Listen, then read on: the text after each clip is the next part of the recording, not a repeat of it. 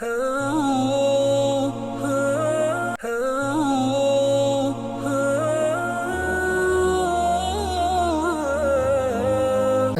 அலைக்கும் வரஹ்மத்துல்லாஹி வபரகாத்துஹு. அன்பார்ந்த பிறை நேயர்களே, வாராந்த மனாபிர் இஸ்லாம் நிகழ்ச்சியினோட உங்களை சந்திப்பதில் பெரும் மகிழ்ச்சி அடைகிறேன்.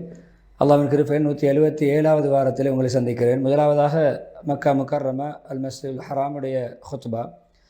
அந்த ஹுத்பாவை ஷேக் சாலிஹ் இப்னு அப்துல்லா ஹுமைத் அப்படி எழுதினார்கள். அதாவது, பிறர் செய்த நலவுகளை மறக்காமல் அதற்கு நன்றி உணர்வோடு நடப்பது உயர்ந்த உன்னதமான ஒரு குணம் என்ற தலைப்பிலே ஹம்து ஸலவாத் தக்வாவுடைய வசியத்துக்கு பின்னால், அறிந்து கொள்ளுங்கள், மக்களில் மிக சிறந்த புத்திசாலி யார் என்றால், துனியா அவரை கைவிட முன்னால் துனியாவை அவர் விட்டு விடுவார். அதே போன்று இறைவனை சந்திப்பதற்கு இறைவன் திடீரென்று அவனுக்கு மௌத்தை ஏற்படுத்தி இறைவன் அடியானை சந்திக்க முன்னால் அடியான் இறைவனை சந்திக்க தயாராக இருப்பான். அதே போன்று கபருக்கு போக முன்னரே கபருடைய வாழ்க்கைக்காக வேண்டி நல்ல அமல்களை செய்து சீர்திருத்தம் செய்து கொள்வான். தேவையில்லாத விடயங்களை யார் ஒதுங்கி நடப்பாரோ அவருடைய உள்ளங்களை அல்லாஹ் திறந்து விடுவான், விசாலமாக்கி விடுவான். அவருடைய மனசை அல்லாஹ் விசாலமாக்குவான். எனவே யார் அதிகம் படிப்பினை பெற்று புத்துணர்ச்சியோடு வாழ்வாரோ அவர் வழி தவறுவது மிக குறைவாக இருக்கும், அவருடைய தவறுகள் குறைவாக நடக்கும். எனவே பொதுவாக வாழ்க்கை என்பது எப்பொழுதுமே பழிப்புடனும் குறை கூறுவதுடன் அது சீரமையாது. அதே நேரம் எடுத்ததுக்கெல்லாம் மக்களுடைய பிழைகளை பார்த்து குற்றம் பிடிப்பது, அவர்களை கண்டிப்பது, தண்டிப்பதனூடாகவும் வாழ்க்கை என்ன செய்யாது, நிம்மதியான முறையிலே அமையாது. யார் அதிகமாக பிறரோடு விவாதம் புரிவாரோ, சண்டை சச்சரவு ஈடுபடுவாரோ, எப்பொழுதுமே அவருடையத்திலே மக்கள் குறை கூறி தெரிவார்கள். இவர் எப்பொழுதும் பிறருடன் மோதிக்கொண்டு முட்டிக்கொண்டு விவாதம் புரிந்து கொண்டு குதர்க்கம் புரிந்து கொண்டிருக்கிறார் என்று மக்கள் அவரை குறை சொல்ல ஆரம்பித்து விடுவார்கள் என்று சொல்லிவிட்டு சூரா ஃபுஸ்ஸில் 34-35 வசனங்கள் வினார்கள். அதாவது, நன்மையும் தீமையும் சமமாகாது. நீங்கள் எது நல்ல விடயமோ நல்ல பண்போ அதை கொண்டே தீயதை தடுங்கள். அப்படி நீங்கள் தீயவர்களோடு கூட நன்மை செய்யும் பொழுது, நல்ல முறையில் நடந்து கொள்ளும் பொழுது உங்களுடைய பரம விரோதி கூட உற்ற நண்பராக மாறிவிடுவான். அது பொறுமைசாலிகளுக்கு தான் இப்படியான பாக்கியம் கிடைக்கும். இந்த பாக்கியம் மிகவும் அதிர்ஷ்டசாலிகளுக்கு, பெரும் அதிர்ஷ்டசாலிகளுக்கு தான் இப்படியான நல்ல பண்புடைய பாக்கியம் கிடைக்கும். முஸ்லீம்களே, மனிதன் எப்பொழுதும் இயல்பு தன்மையோடு நெருங்கி படைக்கப்பட்டிருக்கான். அவன் எப்பொழுதுமே ஒதுங்கி நடக்க முடியாது, மக்களோடு பழகித்தான் அவன் ஆக வேண்டும். எனவே அவன் எப்பொழுதுமே எதிர்மறையான சிந்தனைகளை விட்டு ஒதுங்கி நேர்மறையான பாசிட்டிவான சிந்தனை உள்ளவனாக, நற்சகுணம் உள்ளவனாக வாழ வேண்டும். அவன் பிறருடைய நட்போடு பழக வேண்டும், தோழமையோடு பழக வேண்டும், பிறருடைய தேவை நிறைவேற்றி கொடுக்க வேண்டும், பிறருக்கு உபகாரம் செய்ய வேண்டும், எப்பொழுதுமே ஒவ்வொரு மனிதர்களுக்கும் நலவு நாடு நடக்க வேண்டும், எப்பொழுதும் நன்றிக்கு உரித்தான பாத்திரமான செயற்பாடுகளிலே அவன் ஈடுபட வேண்டும், புகழ் பாராட்டுக்குரிய செயல்களைத்தான் அவன் புரிய வேண்டும். இப்பொழுது இந்த அமைப்பிலே யாருடைய வாழ்க்கை அமையுமோ அங்கு நல்ல குணாதிசயம், இஸ்லாமிய விழுமியம் வெளிப்படும், நல்ல சமூக ஒருங்கிணைப்பு ஏற்படும். அதுதான் நல்ல பண்பாகவும் கணிக்கப்படும். அதிலே ஒரு மனிதர் நல்ல பிரஜையாக மாறுகின்ற பொழுது சமூக சீர்திருத்தம் அதில் அமைகிறது, சமூகத்துடைய ஐக்கியம் கட்டியெழுப்பப்படுகிறது, பலப்படுத்தப்படுகிறது. அதே போன்று மக்களுக்கு மத்தியில் எப்பொழுதுமே அந்நியோன்யம் ஏற்படுகிறது. நல்ல சங்கையான குணங்களை சார்ந்த அந்நியோன்யம் அதனூடாக உருவாகிறது. எப்பொழுதுமே உள்ளம் சாந்தியானதாக, மற்றவர்களை பற்றி நல்லெண்ணம் உள்ளதாக அந்த உள்ளம் எப்பொழுதும் இருக்கும். அதை அறிவிக்கக்கூடிய நற்குணம் அதிலே அவரிடம் தென்படும். பரிசுத்தமான ஆன்மா உள்ளவராகவும் உள்ரங்கம் மிக தூய்மையானவராகவும் அவர் செயல்படுவார். இந்த சங்கையான குணம் மக்களிடம் இருக்கின்ற சங்கையான மனிதர்களிடம் தான் இது பிரதிபலிக்கும். சங்கையான மனிதர்கள் தான் தன்னகத்தை இந்த குணத்தை கொண்டு வாழ்வார்கள். அல்லாஹ் சுப்ஹானஹு வ தஆலா நலவுகளுக்கும் உபகாரங்களுக்கும் அவர்களை தேர்ந்தெடுத்திருப்பான். அவர்கள் எப்பொழுதுமே பிறரை மகிழ்விப்பது, பிறருக்கு உதவி செய்வது இதனுடைய இலக்காக இருக்கும். எப்பொழுதும் அவர்கள் பிறரிடமிருந்து எந்த கைமாறுகளையோ, நன்றிகளையோ, பாராட்டுகளையோ, உதவிகளையோ அதற்கு நேர்மறையில் எதிர்பார்க்க மாட்டார்கள்.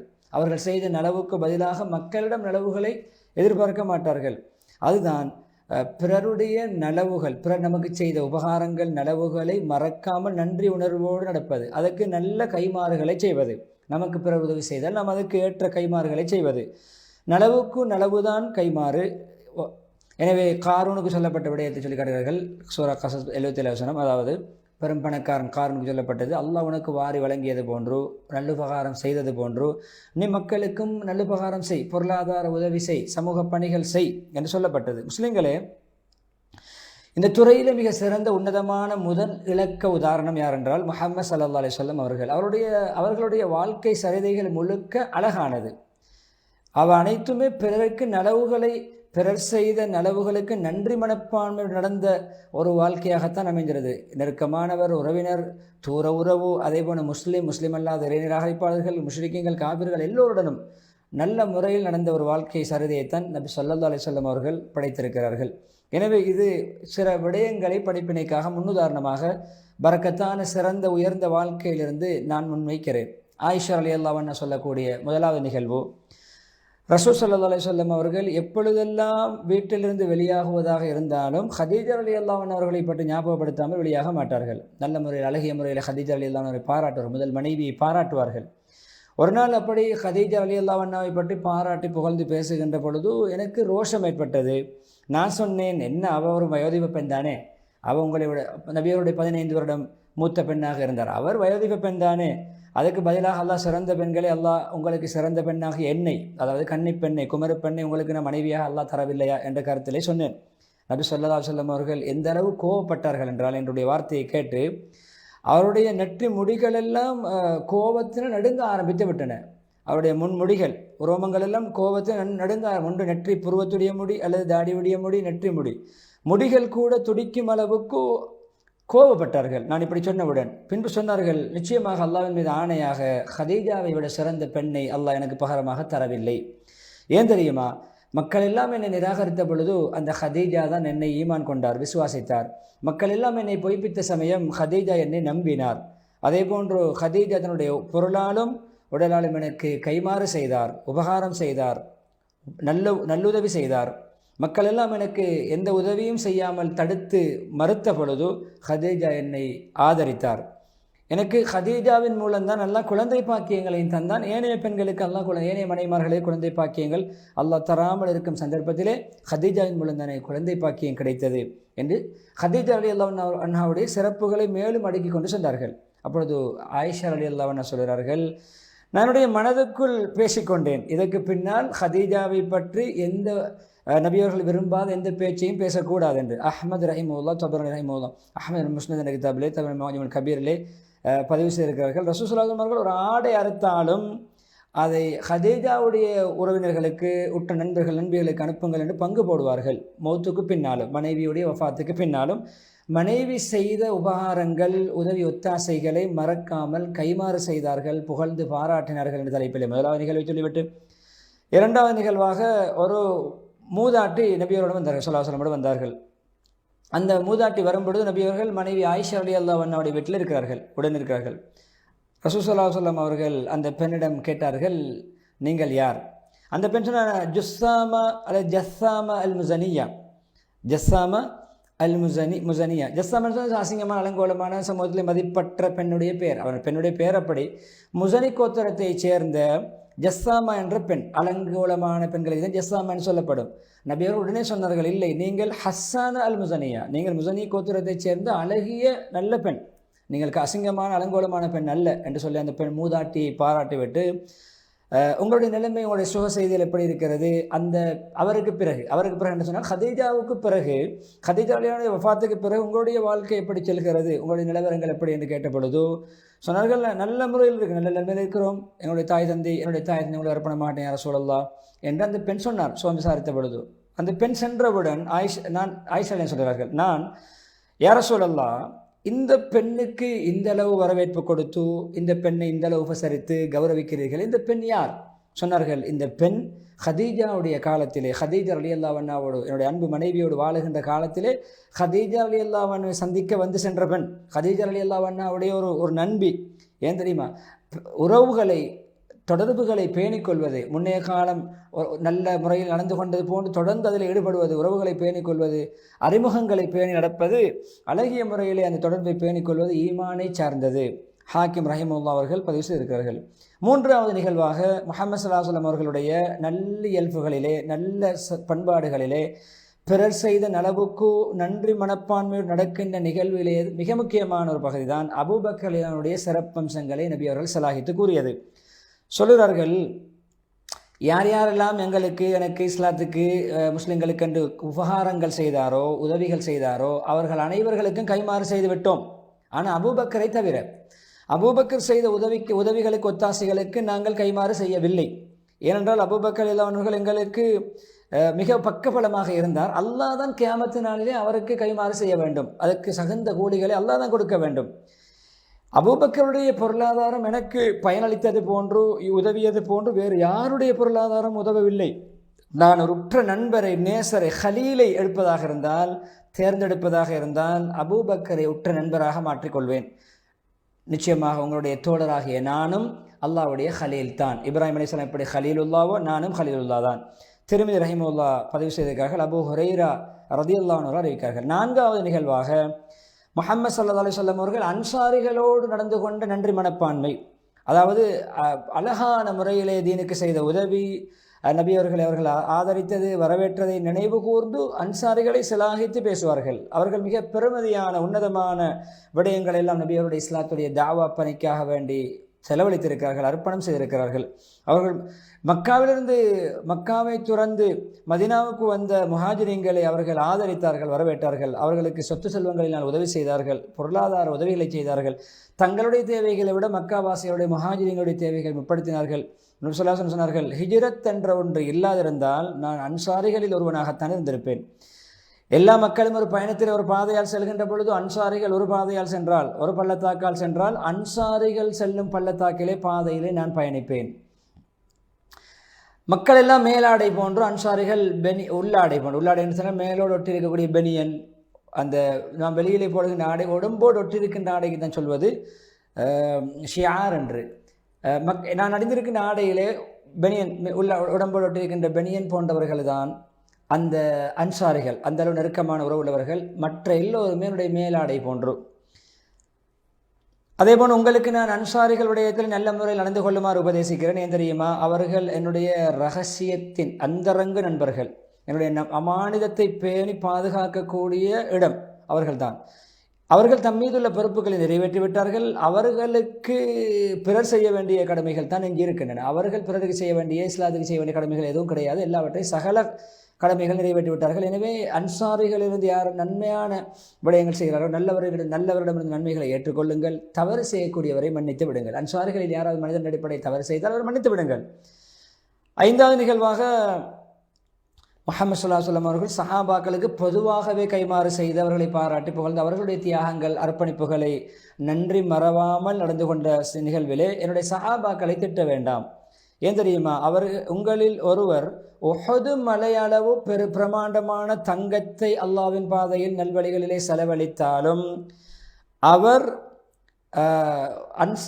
சஹாபாக்களில் ஒருவர் ஒரு கைப்பிடி அளவு, முத்தன்னு சொல்வது ஒரு 600 கிராம், முத்தன்னு சொல்வது ஒரு 600 கிராம் அரிசியுடைய அந்த தெண்ட குற்றங்கள் நோன்புடைய கலாவில் எல்லாம் ஃபிதியாவாக கொடுக்கப்படக்கூடிய அந்த அளவு தான். 600 கிராமுடைய அரிசி, அந்த அளவுக்கு 600 கிராம் பாரமான அளவு அல்ல, அதைவிட அரைவாசி, அப்படின்னா 300 கிராம். 300 கிராம் எடையுடைய தங்கத்தை சஹாபி ஒருவர் செலவழிப்பதற்கு ஈடாகாது. உங்களில் சஹாபி அல்லாத நீங்கள் உஹது மலையளவு பிரமாண்டமான தங்கத்தை செலவழிப்பதும் சஹாபி ஒருவர் 300 கிராம் எடையுள்ள தங்கத்தை செலவழிப்பதும் ஒன்றுதான். அதாவது அந்த அளவுக்கு கூட ஈடாகாது. அவ்வளவுக்கு உன்னதமானவர்கள் தன்னுடைய சஹாபாக்களை பொதுவாக சொன்னார்கள்.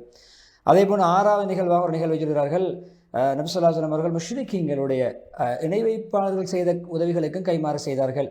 முத்தைம் இப்னு அதி என்பவர் நல்ல ஒரு மனிதர், முஷ்ரிக்காக இருந்தாலும், அதாவது குறைஷிகள் இஸ்லாத்துக்கு எதிராக, முஸ்லிம்களுக்கு எதிராக உடன்படிக்கை ஒன்று எழுதி காபத்துல்லா, அதாவது அந்த பகிஷ்கரிப்பு உடன்படிக்கை, பனு ஹாஷிம் பனு முத்தலிப் நபியுடைய குடும்பத்தாரோடு பொருளாதாரத்தை விதிக்க வேண்டும், அவர்களை முற்றுகையிட வேண்டும் என்று சொல்லி அவர்களுக்கு பொருளாதார தடை விதித்து செய்த உடன்படிக்கையை முறிக்கும் விடயத்திலே முத்தைம் இப்னு அதி தான் பாடுபட்டார். ஏன் தெரியுமா? நபி ஸல்லல்லாஹு அலைஹி வஸல்லம் அவர்களுக்கு பனு ஹாஷிம் பனு முத்தலிப் உதவி செய்தார், நபியுடைய குடும்பத்தைச் சேர்ந்தவர்கள். அதில் முத்திமினாதி அது பெரும் பங்காற்றினா அந்த உடன்படிக்கை முறிக்கும் விடயத்திலே முத்திமினாதி நபி ஸல்லல்லாஹு அலைஹி வஸல்லம் தாயிஃபுக்கு சென்று நபி அவர்கள் கால்நடையாக சென்று அல்லாஹ்வை பற்றி தீனை பற்றி இஸ்லாத்தை பற்றி எத்தி வைத்து அங்கு காயப்பட்டு வருத்தப்பட்டு மனம் நொந்து வரும் பொழுது மக்காவுக்கு வரும் பொழுது அடைக்கலம் கொடுத்தார். அவர் நபி அவர்களுக்கு கேரண்டி பண்ணினார், வாரண்டி கொடுத்தார், பாதுகாப்பு கொடுத்தார். எனவே முத்தைம் ஆயுதமேந்தியவராக முத்தைம் அவருடைய பிள்ளைகள் குடும்பத்தார்கள் எல்லோருமே ஆயுதபாணிகளாக நபி அவர்களை சூழ நான் முஹம்மது ஸல்லல்லாஹு அலைஹி வஸல்லம் அவர்களுக்கு நான் அடைக்கலம் கொடுத்திருக்கிறேன், பாதுகாப்பு வழங்கியிருக்கிறேன், என்னை மீறி யாரும் அவர்களுக்கு எதுவும் செய்ய முடியாது என்று சொல்லி நபி அவர்கள் அப்படியே மஸ்ஜித் வரைக்கும் அந்த நபி அவர்களை விட்டு சென்றார்கள். பின் ரசூலுல்லாஹ் மஸ்ஜித் வரைக்கும் சென்று பாதுகாப்பு நடவடிக்கை மேற்கொண்டு விட்டு அந்த களத்தை பார்வையிட்டு விட்டு நபி ஸல்லல்லாஹு அலைஹி வஸல்லம் அனுப்பினார்கள், நீங்கள் மஸ்ஜிதுக்கு நுழையலாம். நபி ஸல்லல்லாஹு அலைஹி வஸல்லம் நுழைந்தார்கள். காபத்துல்லாவுக்கு நுழைந்து தவாப் செய்துவிட்டு தவாப்புடைய தொழுதார்கள். பின்பு வீட்டுக்கு நிம்மதியாக சென்றார்கள். எந்த விதமான தொந்தரவுகளும் ஆபத்துகளும் மன தாக்குதல்களும் ஏற்படாமல் முத்தைமின் அதிமனுடைய பிள்ளைகளும் குடும்பத்தார்களும் கொடுத்த அடைக்கலம் பாதுகாப்பு. இதற்கு நம்பியவர்கள் நன்றி மனப்பான்மையோடு கைமாறு செய்தார்கள். அதுக்கு கைமாறு விடயத்தை ஞாபகப்படுத்தினார்கள். அதாவது நன்றியோடு அதை நினைவு கூர்ந்தார்கள். பத்ரிலே கைதிகள் பிடிபட்டார்கள். இஸ்லாத்துடைய விரோதிகள் கைதிகளாக பிடிபட்ட பொழுது நபி ஸல்லல்லாஹு அலைஹி வஸல்லம் சொன்னார்கள், முத்தைம் இப்னு அதி இப்பொழுது ஹயாத்தோடு உயிரோடு இருந்து இந்த துர்நாற்றம் உள்ள குஃப்ர் ஷிர்க்குடைய துர்நாற்றம் உள்ள இந்த பாவிகள் விடயத்திலே கைதிகள் விடயத்திலே என்னோடு அவர் பேசினால் எனக்கு என்னிடத்தில் பரிந்துரை செய்தால் அவருக்காக இவர்களை விடுதலை செய்வேன். முத்தைம் இப்னு அதிக்காக வேண்டி இவர்களை விடுதலை செய்திருப்பேன். அவர் இப்பொழுது ஹயாத்தோடு இல்லை. முத்தைம் இந்த இவர்களோடு விடயத்திலோடு பேசினால் நான் அவர்களுக்கு விடுதலை வழங்கியிருப்பேன் என்று சொல்லி அஹ்மத் புகார் ரஹிமத்துல்லாஹி ரிவாயத்தில், அதாவது முஷ்ரிக்கான ஒரு மனிதர் செய்த உதவிக்கும் கைமாறாக நடந்து கொண்டார்கள். 2 உதாரணங்களை சொல்லிவிட்டு இறுதிக்கட்டத்தில் முதலாவது இறுதிக்கட்டத்தில் முஸ்லீம்களை பொதுவாக பிறர் செய்த நலவுகளை மறக்காமல் இருப்பது, அதை நாம் மனதார ஏற்றுக்கொண்டு அதுக்கு கைமாறு செய்வது எல்லா மக்களுக்கும் நாங்கள் செய்ய வேண்டும். பெற்றோர்களுக்கு செய்ய வேண்டும் கைமாறு, கணவனுக்கு கணவன் மனைவிக்கு செய்ய வேண்டும், ஆசான்களுக்கு செய்ய வேண்டும், ஏனைய மக்கள் அனைவரும் யாரும் எந்த உதவி செய்தாலும் அதை மறக்கக்கூடாது, நன்றி உணர்வோடு நடக்க வேண்டும். பெற்றோர்கள் விடயத்திலே அவர்கள்தான் பிள்ளைகள் உறங்க வேண்டும் என்பதற்காக இத்தனை இரவுகள் விழித்தவர்கள், பிள்ளைகள் பசியாற வேண்டும் என்பதற்காக பசியோடு இருந்தவர்கள், பிள்ளைகள் சாப்பிடுவதற்காக வேண்டி சாப்பிடாமல் அந்த சாப்பாட்டை தவிர்த்து கொண்டவர்கள். எனவே எல்லா விடயத்திலும் அவர்கள் பிள்ளைகள் தூங்கும் பொழுது தான் விழித்திருப்பது, பிள்ளைகள் சாப்பிடும் பொழுது தான் பசித்திருப்பது, பிள்ளைகள் சாப்பிடாவிட்டால் தானும் சாப்பிடாமல் இருப்பது ஒரு இன்பமாக ஒரு பெருமிதமாக கருதி செயல்பட்டார்கள். எனவே பெற்றோர்களுடைய உபகாரத்தை மனதார ஏற்று அவர்களுக்கு உபகாரம் செய்வது, கைமாறு செய்வது கட்டாய கடமை. அவர்கள் இருவருக்கு உபகாரம் செய்வது, கண்ணியப்படுத்துவது, அதே போன்று ஒழுக்கமாக நடந்து கொள்வது, அவர்களுக்கு மனவர்த்தங்கள் ஏற்படுத்தக்கூடிய களங்கம் விளைவிக்கக்கூடிய விடயங்கள் தவிர்த்து கொள்வது கட்டாயம். சூரா இஸ்ரா பனி இஸ்ராயில் சூராவுடைய 23 வசனங்கள்.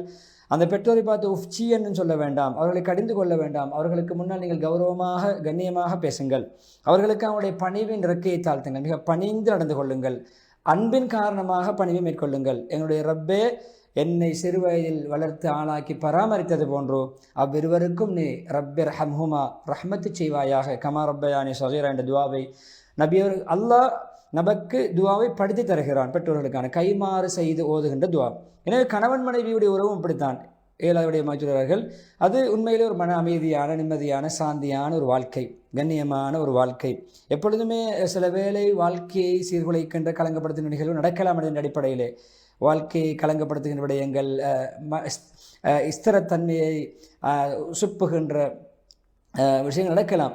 என்றாலும் எப்பொழுது ஒரு மனிதர் அவர் செய்த மனைவி கணவனுக்கு செய்த நலவுகளை நினைத்து பார்ப்பாரோ, அதை மனதார ஏற்றுக்கொண்டு கைமாறு செய்வாரோ, நன்றி உணர்வோடு நடப்பாரோ, இப்படியான மன நிம்மதியை மீண்டும் பெற்றுக் கொள்ளலாம். பிரச்சனை வரும்பொழுது செய்த நலவை ஞாபகப்படுத்த வேண்டும், வாய்த்தக்கங்கள் வரும்பொழுது செய்த நலவை நடக்கணும், குறைகள் நடக்கும் பொழுது செய்த நலவுகளை ஞாபகப்படுத்தி மன நிம்மதியை மீட்டிக் கொள்ள வேண்டும். மன நிம்மதி வாழ்க்கையில் பரப்பி வாழ வேண்டும், பரவலாக நிம்மதியோடு வாழ வேண்டும், சந்தோஷங்களை பாதுகாத்துக் கொள்ள வேண்டும். கணவன் எப்படிப்பட்டவர்? அவர்தான் மிகவும் வாழ்க்கை சந்தோஷமாக கண்ணியமாக அமைவன் படாத பாடுபடுகிறார், பாரிய தியாகங்களை செய்கிறார். மனைவி கணவனுடைய விடயத்தை பாதுகாப்பு நடக்கிறார். அவர் இல்லாத பொழுது வீட்டின் நிர்வாகத்தை பேணுகிறார், சொத்துக்களை பாதுகாக்கிறார், பிள்ளைகளை பராமரிக்கிறார், சொத்து செல்வங்களுக்கு உத்தரவாதமாக நடந்து கொள்கிறார். எனவே எப்பொழுதுமே வீட்டிலே அமைதி பெருக வேண்டும், அமைதி ஆட்கொள்ள வேண்டும். வீட்டிலே அமைதி சார்ந்த வீடாக அமைய வேண்டும் என்பதற்கு சகல ஏற்பாடுகளையும் செய்கிறார். எனவே 2 கணவன் மனைவி இருவரும் ஒருவருக்கொருவர் நன்றி மனப்பான்மையோடு செய்த நலவுகளை பார்த்து பிரஸ்தாபித்து ஞாபகப்படுத்தி நடப்பார்கள் என்றால்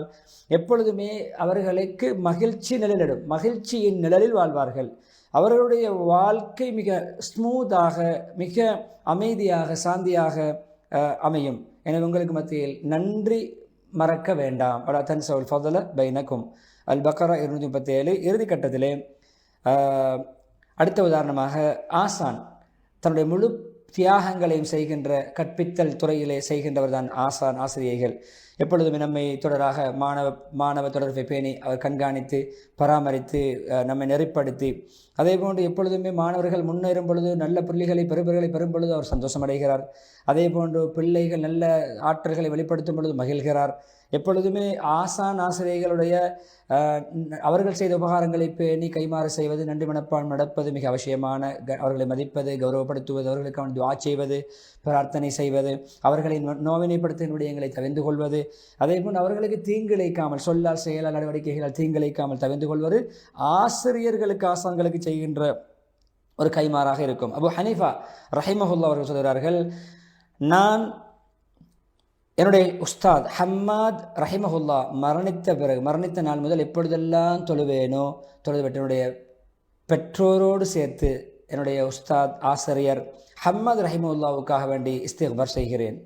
நான் யாரிடமெல்லாம் அறிவை கற்றுக்கொண்டேனோ அவர்கள் ஒவ்வொருவருக்கும் இஸ்திக்பார் செய்கிறேன். யாருக்கெல்லாம் கல்வியை கற்றுக் கொடுத்தேனோ என்னுடைய ஆசான்கள் மாணவர்கள் எல்லோருக்குமே நான் இஸ்திக்பார் செய்கிறேன். அபு யூசுப் ரஹிமஹுல்லா அபு ஹனீஃபா மாணவர் அவர் சொல்கிறார், நான் என்னுடைய தாய் தந்தைக்கு முன்னால் என்னுடைய உஸ்தாத் அபு ஹனீஃபா ரஹிமஹுல்லா அவர்களுக்காக வேண்டி துஆ செய்கிறேன். அதாவது தன்னுடைய உஸ்தாத்மார்களுக்கு தான் துஆ செய்து தன்னுடைய மாணவர்களுடைய துஆவுக்கு தான் உரித்தாகிறார்கள்.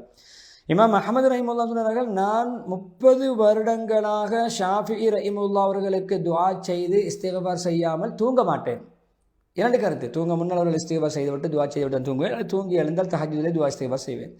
இறுதி கட்டத்திலே பொதுவாக இப்படி பிறருக்கு கைமாறு செய்வது, நலவுக்கு நல்லுபகாரம் செய்வது எப்பொழுதுமே அது ஒழுக்கமாக இருக்க வேண்டும், கண்ணியமாக நடக்க வேண்டும். எந்த விதமான சொல்லிக்காட்டி இழிவுபடுத்தி பிறகு உபகாரம் செய்து விட்டு உதவி செய்து விட்டு சொல்லி காட்டுவதல்ல. உங்களுக்கு அப்படி செய்தேன் இப்படி செய்தேன். எப்பொழுதுமே சுய கௌரவமுள்ள சங்கையான கொடைத்தன்மை உள்ள தாராள மனசுள்ளவர் எப்பொழுதுமே நல்லுபகாரம் செய்பவருக்கு ஒரு சிறை கைதி போன்று அடிமையாகி விடுவார். நீங்கள் யாருக்காவது நல உபகாரங்கள் செய்தால் அதை மறைத்துக் கொள்ளுங்கள், பீட்டி தெரிய வேண்டாம், நீங்கள் சொல்லி தெரிய வேண்டாம், சொல்லி காட்ட வேண்டாம். உங்களுக்கு யாராவது நல்லுபகாரங்கள் உதவிகள் ஒத்தாசைகள் புரிந்தால் அதை நீங்கள் மறைத்து விட வேண்டாம், அதை நீங்கள் வெளிப்படுத்துங்கள். இவர் எனக்கு உதவி செய்தார், இவர் எனக்கு இப்படி செய்தார் என்று நன்றி மனப்பான்மையோடு ஞாபகப்படுத்துங்கள். பொதுவாக ஒரு தத்துவ ஞானம் இருக்கிறது. ஒரு ஞானிகளின் கூற்றுக்களில் ஒரு கூற்று, எப்பொழுதுமே நல்லுபகாரங்களை நீங்கள் கல்லிலே செதுக்குங்கள், கற்களிலே செதுக்க வேண்டும். வருத்தங்கள், நோவினைகள், அதாவது உங்களுக்கு பிறர் செய்த நலவுகள், பிறர் செய்த கைமாறுகள், பிறர் செய்த உதவிகளை கற்களில் செதுக்க வேண்டும். இலசில் அழியாதது அப்படியே இருக்கும். ஆனால் உங்களுக்கு பிறப்படி நோவினைகள், வருத்தங்கள், சிரமங்களை மணலில் எழுதுங்கள். மணலில் இப்போ கடலோரங்களிலே பிள்ளைகள் எழுதுவது போன்று தண்ணீர் அடித்து விட்டால் அழிந்துவிடும். வருத்தங்கள், நோவினைகளை, சிரமங்களை மணலில் எழுதி கொள்ளுங்கள். ஆனால் நல்லுபகாரங்கள், நலவுகளை, உபகாரங்களை கற்களில் செதுக்குங்கள். ஏன் தெரியுமா? நல்லவு என்ற உபகாரத்தின் காற்று அந்த மணலில் எழுதிய வருத்தங்கள் அந்த அடையாளத்தை அழித்துவிடும் என்று சொல்லிவிட்டு இறுதியாக ஒரு ஆயத்தோடு முடிக்கிறார்கள். அர்-ரஹ்மான் 60வது வசனம், நல்லுபகாரத்துக்கு நல்லுபகாரம் தான் கூலி, நலவுக்கு நலவு தான் கூலி என்று சொல்லி வசனத்தோடு முடித்துவிட்டு 2வது ஹுத்பான் ஸலவாத்தோட விஷயங்கள் சுருக்கமாக, முஸ்லீம்களை பொதுவாக உரியவர்களுக்கு நல்லுபகாரம் செய்யாளுங்கள், தகுதியானவர்களுக்கு நல்ல கைமாறுகளை செய்யுங்கள். எப்பொழுதுமே நீங்கள் உரியவர்களுக்கு நலவு செய்யும் பொழுது அது சிறந்த ஒரு உதாரணமாக உபகாரமாக இருக்கும். அவர் தகுதி இல்லாத ஒருவருக்கு நீங்கள் செய்தாலும் கூட நீங்கள் செய்வதற்கு தகுதியானவராக கணிக்கப்படுவீர்கள். நீங்கள் நலவை செய்தால் நீங்கள் அவரிடமிருந்து கைமாறு உதவிகளை எதிர்பார்க்க வேண்டாம். நீங்கள் நலவு செய்து கொண்டே இருங்கள், உங்களுக்கு நற்குணமாக அமையும். அது எப்பொழுதுமே கண்ணியமானவர் பிறரிடமிருந்து நலவை எதிர்பார்க்க மாட்டார், கைமாறு எதிர்பார்க்க மாட்டார், பிறர் எதிர்பார்ப்பு இல்லாமல் சேவை செய்வார்.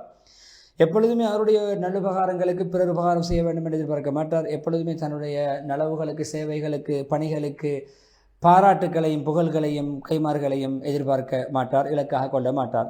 எப்பொழுதுமே இப்படியான சிறந்த நல்ல தன்மைகளிலே நம்மை பயிற்றுவிப்பது தீய குணங்களை விட்டு நம்மை காக்கும் என்று சொல்லிவிட்டு மீண்டும் தக்குவாவை ஞாபகப்படுத்தி மனதுக்கு மிக பாரமானது என்ன தெரியுமா? மனவர்த்தத்தை ஏற்படுத்தக்கூடியது செய்த நலவுகளுக்கு கைமாறு செய்வதை விட்டு செய்த நலவுகளை மறுத்து அதற்கு எதிரான நடவடிக்கைகள் ஈடுபடுவது. ஒரு செய்த நல்லுபகாரம் செய்தவருக்கு உபகாரம் செய்தவருக்கு உபத்திரமம் செய்வது, நலவுக்கு கெடுதி செய்வது, நோவினைப்படுத்துவது, நலவை மறந்து பேசுவது, நன்றி கட்ட முறையில் நடந்து கொள்வது, நலவு செய்யாவிட்டாலும் பரவாயில்லை நன்றி கட்ட முறையில் நடந்து கொள்வது, தீங்கு செய்வது, இது ஒரு மனிதன் ஒரு கீழ்ச்சாதி என்பதற்கு அடையாளம். இப்படிப்பட்ட தன்மை உள்ளவன் அவனுடைய இயல்பு தன்மையை ஒரு கீழ்த்தரமானவன் என்பதற்கான அடையாளம். அல்லாஹ் எங்களையும் உங்களையும் அப்படியான தீய குணங்களை விட்டும் பாதுகாப்பானா என்று சொல்லி ஸல்லல்லாஹு தூணின் ஆயத்தை ஓதி நீண்ட துஆ பிரார்த்தனையோடு ஹத்தீப் சாலிஹ் ஹமீத் ஹபிதுல்லாஹ் அவர்கள் மக்கா முக்கர்ரமாவுடைய ஹுத்பாவுக்கு முற்றுப்புள்ளி வைக்கிறார்கள். விளம்பர இடைவெளி தொடர்ந்து மதீனா முனவ்வராவுடைய ஹுத்பாவை இன்ஷா அல்லாஹ் நாம் பார்க்கலாம்.